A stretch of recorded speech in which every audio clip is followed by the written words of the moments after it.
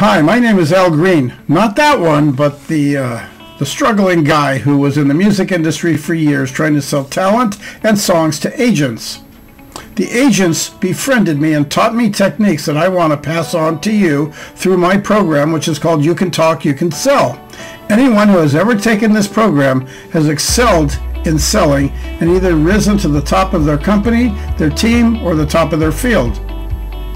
It's called You Can Talk, You Can Sell, and you can get it right here.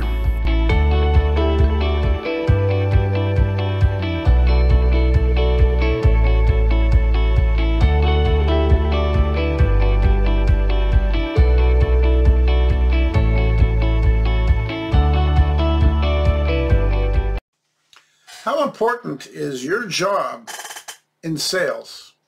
You might not realize how important it is, but you're making somebody wealthy with a chance of your own to learn a trade, which is being an entrepreneur and having your own thing to sell. Because if you ever go into business, businesses have to sell something and they often need people to do it. So how important is your job of selling? It made me think about this. I have a collection of clipper ships. This is just one of the tiny ones on my shelf. And it made me realize that a lot of people are not aware of what clipper ships really were. They were the Amazon delivery, the FedEx, and the mail service of its day, 1800s primarily. On trade routes, I would go from the United Kingdom to China, and they would pick up things like Chinese tea, which was very popular, and silk, and dry goods, and things that they could bring back and sell to merchants. They would stop in San Francisco. They would go around the Cape Horn and go back to the United Kingdom. And interestingly enough, people don't even think about this, but these particular ships would carry cargo of as much as they could hold, like today the cargo ships you see on the ocean with the containers. Instead, they had crates back then. But when they arrive in port and they have to unload, somebody has to go out and sell the goods. Often, the selling was done while the ship was out picking up and being gone for a couple of months.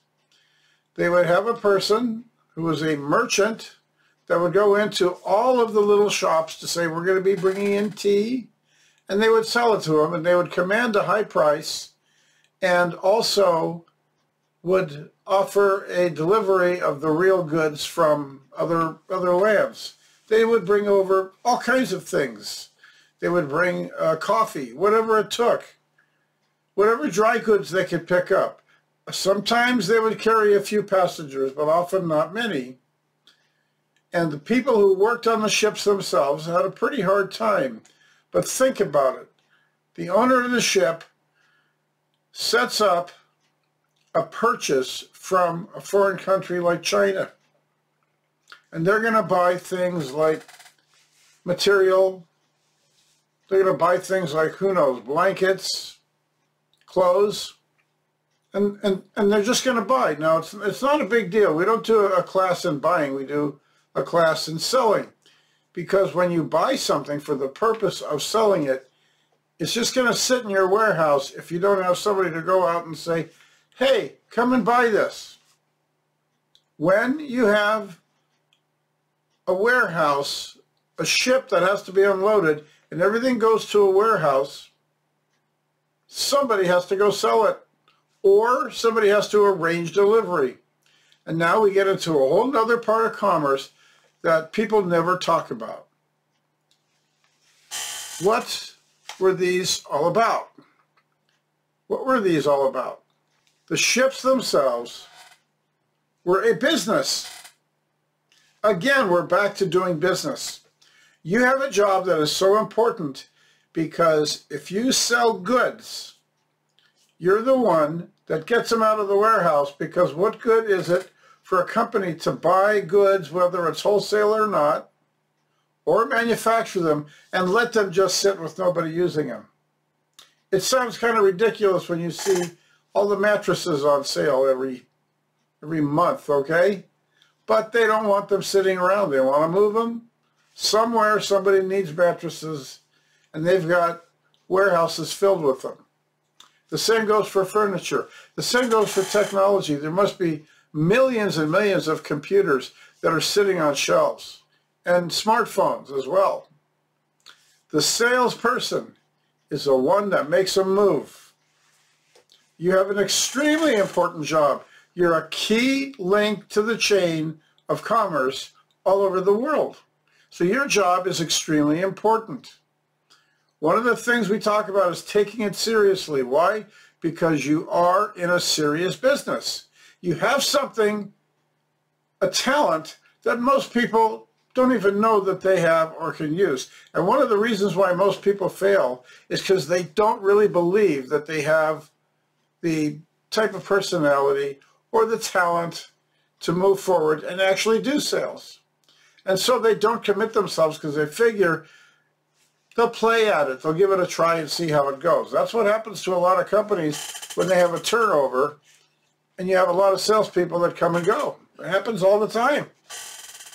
When you can imagine, there was a time when you could go to a merchant that would bring in cargo and say, I'd like to sell for you.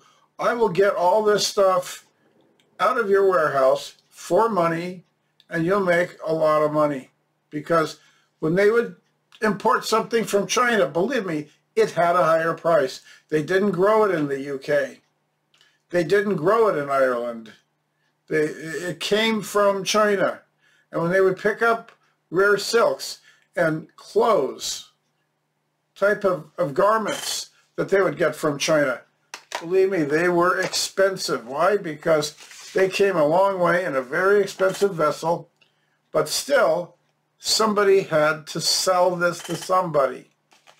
You have a manufacturer. A manufacturer creates goods for somebody to sell.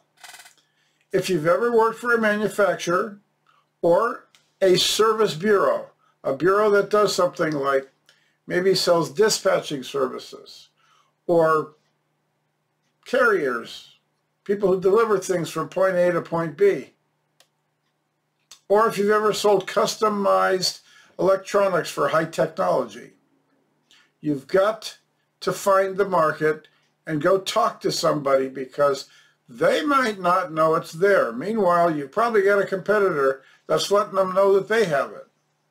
And now it becomes a matter of everybody jumping in the game. Typically, there's enough business for spirited competition. And one of the things you can do is you can talk about your product and things that you would do differently, not just the product, but you would do differently when you're uncovering the needs of your customer and you're paying attention to them. Your competitor might not be up on these sales techniques, and you will have the advantage. But watch out, because if you're only doing features and benefits, you might be setting up your customer to buy from your competitor. It might be something about pricing. It might be something about durability or something that they're going to try to put over you. But when you talk about your competitor, always be respectful, because they might be talking about you and you want them to be respectful of you. I worked with a competitor for several years, and we got to be friends. We would see each other at trade shows, and we would see each other at different events.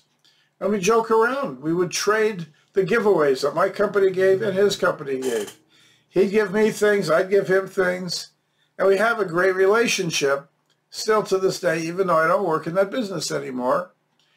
But that's what you do. When they'd say, well, I want to go to, and they'd say XYZ company, I'd go, that's great. They have a fine service too. You know, let's talk about which one would be better for you. What are the differences between what he does and what I do? What do we do differently? Again, we talk about being different. What do we do different that my competitor does not? If I say no contracts and no cancellation fees or cancellation penalties or early termination fees, where my competitor did have that, Then they rolled it back and said, no, they're not going to have any cancellation fees. Ironically, because we were friends, once in a while he would send somebody to me, and once in a while I would send someone to him. Why? Because maybe my company couldn't fill the bill, or maybe his company couldn't fill the bill, so he said, call my friend Al. It's a free market, and spirited competition means there's enough customers for everybody. But what you don't want to do is you don't want to be the one who's behind. You want to be at the top of your field. Because I'll tell you what I learned from my competitor, which is a lot of fun. His sales manager told his salespeople, I don't care what you have to do. Write a special deal. Just get the business away from Al Green. That's me. Because I was permeating the market. And I was really, really doing a lot of taking sales from this particular competitor. Over time, we became friends, and it was a friendly relationship. But remember, we're out now driving around in cars. Our products are often services.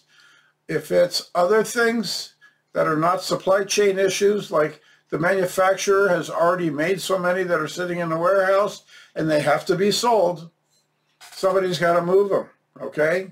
Think about this. We're not in the 1800s. We're not on a clipper ship traveling for months.